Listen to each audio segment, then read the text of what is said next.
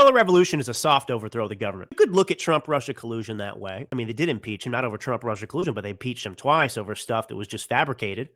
That was also unprecedented, and it didn't work. They can't just accept that they lost an election. They can't simply campaign like sane people on their policies, on what Democrats are going to do for the country if they are reinstalled in positions of power. Why should Democrats have to debate? Debates beneath them. So a color revolution begins with DG. Where have we seen that in this country? And then, of course, there's mass mobilization. No Kings is the most recent iteration of that. And then, of course, you have the media saturation, like you see in communist countries around the world. Oh, where have we heard this? But is this happening in the United States? No, not here. We only carry out color revolutions in other countries like Ukraine, which is exactly why we can see that this is a color revolution in the United States of America, because they're applying the same tactics we've used elsewhere here today in our own country.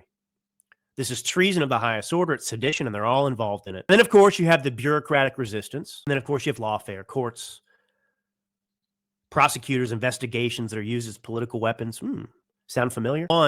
The highest objective of this color revolution is to remove the leader outright. And that's what's happening here.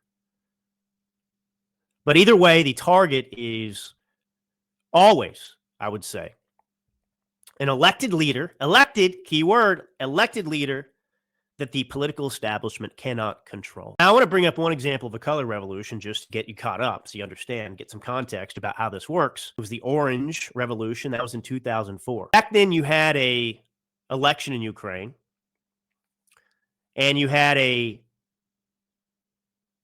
candidate that the West and the United States didn't like. That was Viktor Yanukovych. He won that election. He wasn't the establishment's choice.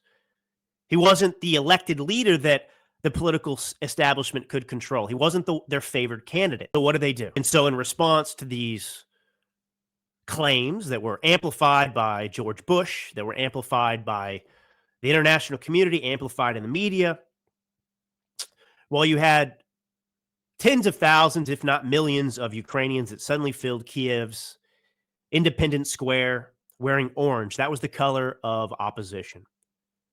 The color of Viktor Yushchenko's campaign, the deep state's choice. And he lost the election, and they couldn't tolerate it.